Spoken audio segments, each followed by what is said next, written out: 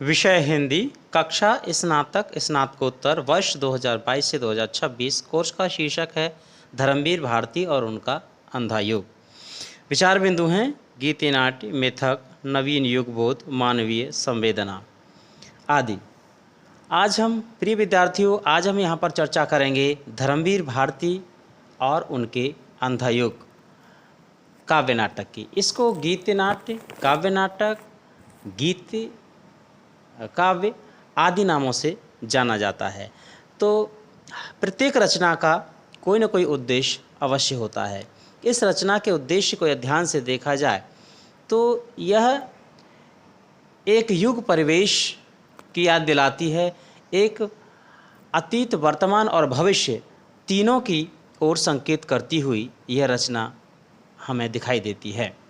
इसको लेकर एक विद्वान रहे बर्टेड रसेल।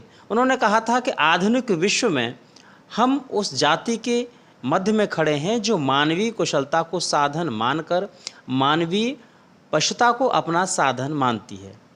डॉक्टर धर्मवीर भारती कहते हैं कि स्थिति आज ये हो गई है पूरे विश्व में कि बाहरी प्रगति तो हो रही है, भौतिक परिवेश तो सुधर रहा है, लेकिन मानवीय परिवेश हर जगह निर्वासित और नष्ट हो रहा है। यानी मानवता धीरे धीरे समाप्त होती जा रही है। और तब इस बात की ओर ध्यान आकर्षित हुआ कि विज्ञान की मूल्य रहित यांत्रिकता की दीवार पर आधारित मानव नीति की जो आंतरिकता है, अपने भविष्य को अपने सपनों के अनुसार निर्मित करने वाली जो संकल्प शक्ति है, अपने को निर्जीव यंत्र न मानकर स्वतंत्र व्यक्तित्व मानने की जो गरिमा है, उसे ये तमाम पद्धतियाँ स्मरण और कुंठित बना रही हैं।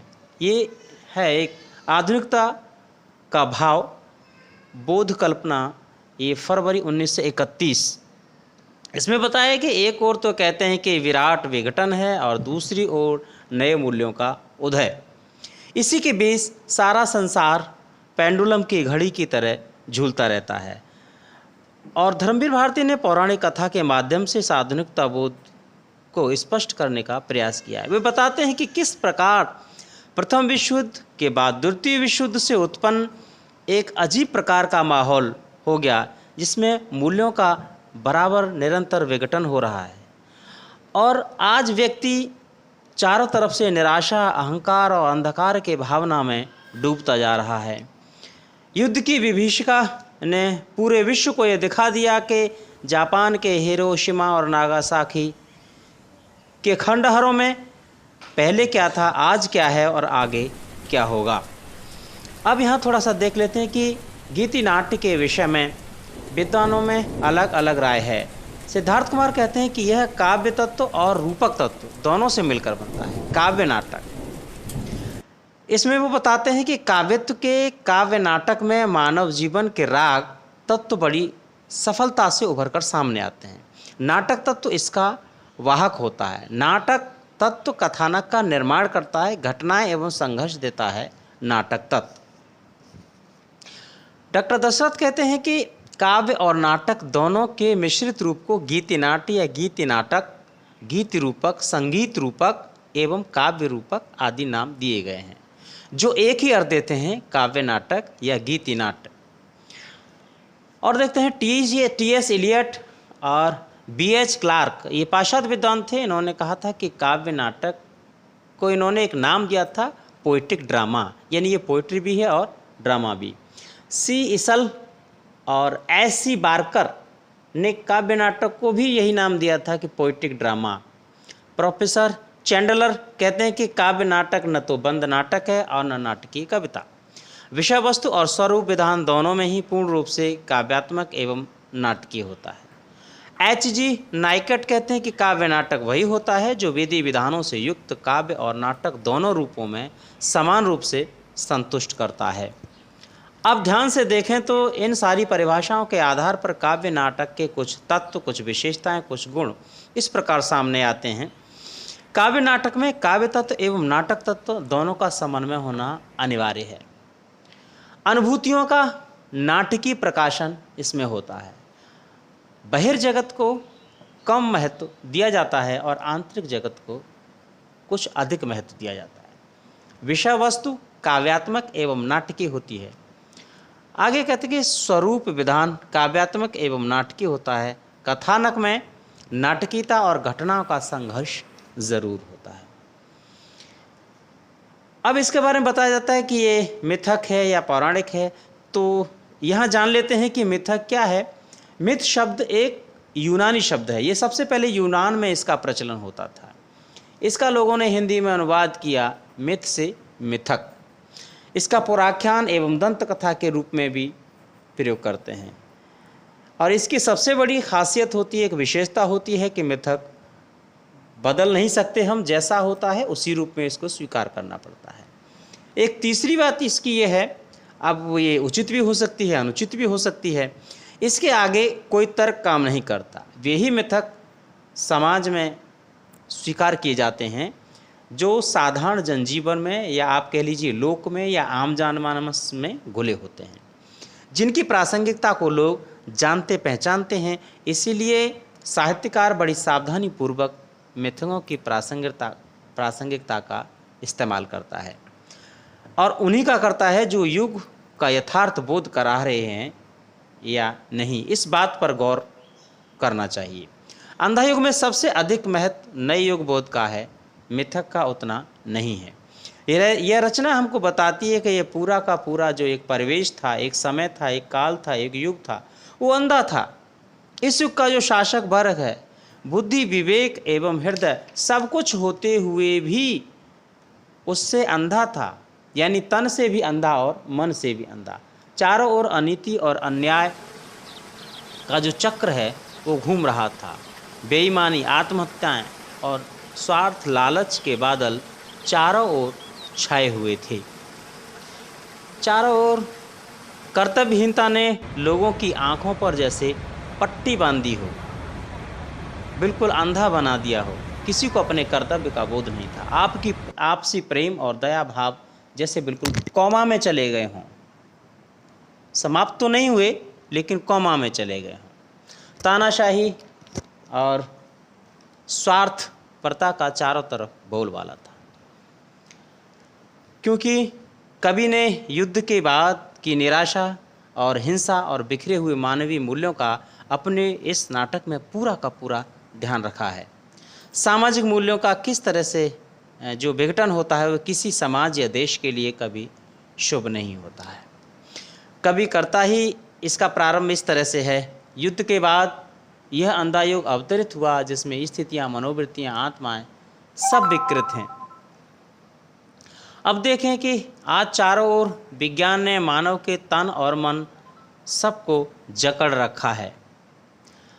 परमाणु, अणु, अस्त्र शस्त्र आदि से सारे संसार में समस्त देश सुसज्जित खड़े हैं, या हम ये कहें कि चारों ओर विध्वंस के बादल मंडरा रहे हैं। तभी तो इसी प्रकार की समस्या को अंधा युग में धर्मवीर भारती बताते हैं कि पृथ्वी पर इस समय जैसे मानो बहुत भयंकर संकट है। वे कहते हैं इसमें कि ज्ञात क्या तुम्हें है परिणाम इस ब्रह्मास्त्र का, जब अश्वत्थामा ब्रह्मास्त्र छोड़ने के लिए तैयार होता है।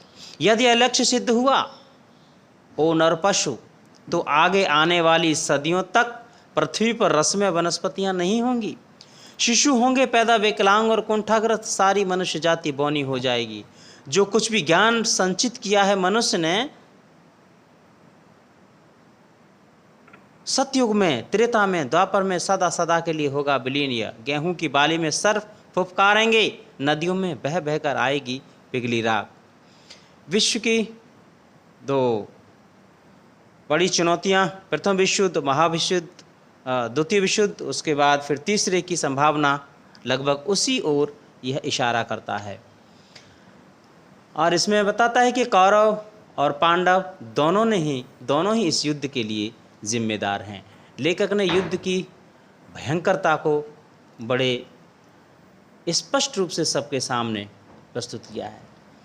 जब ख़त्म हो गया तो क्या बचा अंत में, जब टूटे हुए रथों में विधवाएं, घायल सैनिक लौटते हैं तो उस युद्ध के प्रति इतनी घृणा हो जाती है कि उसको सुनना, देखना तक किसी का मन नहीं होता है।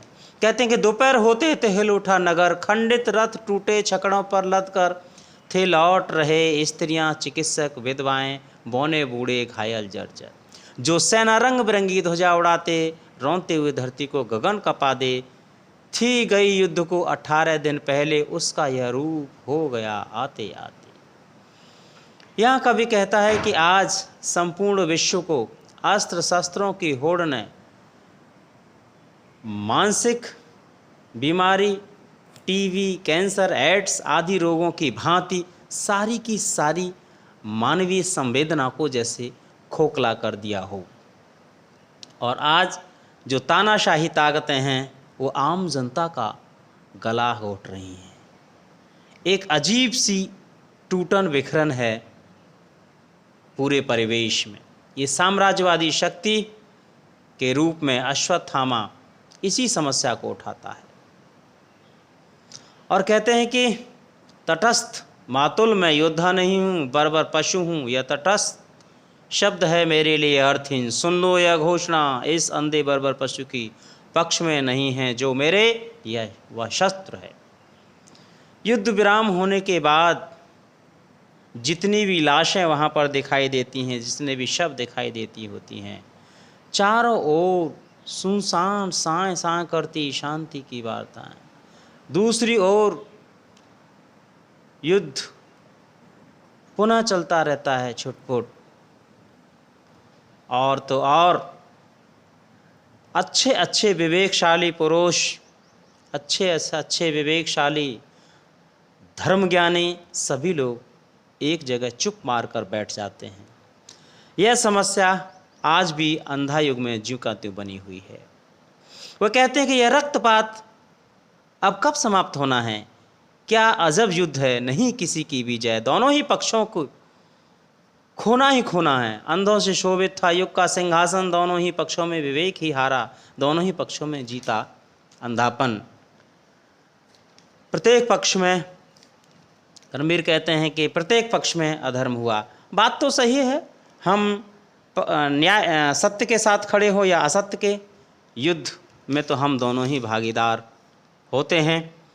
और इस भागीदारी का जो जिम्मेदारी है दोनों पर ही होती है। चारों ओर क्रोध और बदले की भावना दिखाई देती है। 18 दिन तक चला था महाभारत का युद्ध और 18वें दिन दुर्योधन की हत्या की जाती है। उसके बाद भी कहते हैं कि वह जो आग है वो समाप्त नहीं हुई है। और यही वजह है कि आज नैतिक मूल्यों का संकट ज्यों का त्यों बना हुआ है। आज पूरा विश्व विनाश के पहाड़ पर खड़े होकर सुख, अमन और शांति और प्रेम के स्वप्न देखता है। तभी तो अंत में कवि कहता है कि उस दिन जो अंधा युग अवतरित हुआ जग पर, बीतता नहीं रह रह कर दोहराता है।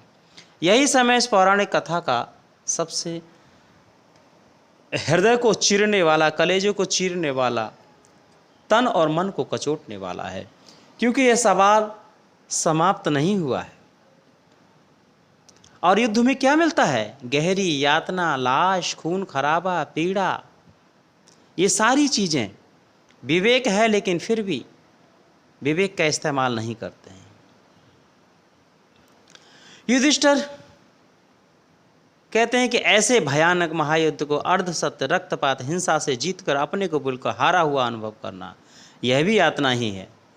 दिनकर ने भी एक जगह बताया है कि जब महाभारत का युद्ध चल रहा था तो उसमें भीष्म पितामह युधिष्ठिर में संवाद होता है। तो युधिष्ठिर कहते हैं कि ये ठीक नहीं हुआ। तब भीष्म पितामह ने कहते हैं कि क्या ये सारे संसार में एक ही लोगों का साम्राज्य होगा तो दूसरे क्या करेंगे? तो उन्होंने कहा था कि जो कुछ न्यस्त प्रकृति में वो मनुज मात्र का धन है, धर्मराज इसके कण कण का अधिकारी जन जन है। जब तक मनुज का यह सुख भाव नहीं शम होगा और शमित न होगा, कौल आगर संघर्ष नहीं कम होगा। तो युद्ध किसी एक के चाहने से नहीं होता है, वो परिस्थितियां होती हैं जब आम जनता के अधिकार और उनके अस्तित्व छीने जाते हैं, संकट आता है उन पर, तब युद्ध होता है। फिर कहते हैं कि अगर इससे संन्यास ले लिया जाए तो कैसा रहेगा? तब कहते हैं कि धर्मराज संन्यास खोजना कायरता है मन की, है सच्चा मनोजत ग्रंथियाँ सुलझाना जीवन की, दुर्लभ नहीं मनुज के हित निज वैयक्तिक सुख पाना, किंतु कठिन है कोटि कोटि मनुजों को सुखी बनाना। तो वास्तव में सच्चाई यही है कि युद्ध उस समय अपरिहार्य हो जाता है जब संपूर्ण मानवता पर संकट गहरा जाता है, परिणाम चाहे जो हो। लेकिन यह है कि समस्याएं होती हैं और उनका समाधान भी आज नहीं तो कल खोजना ही पड़ता है।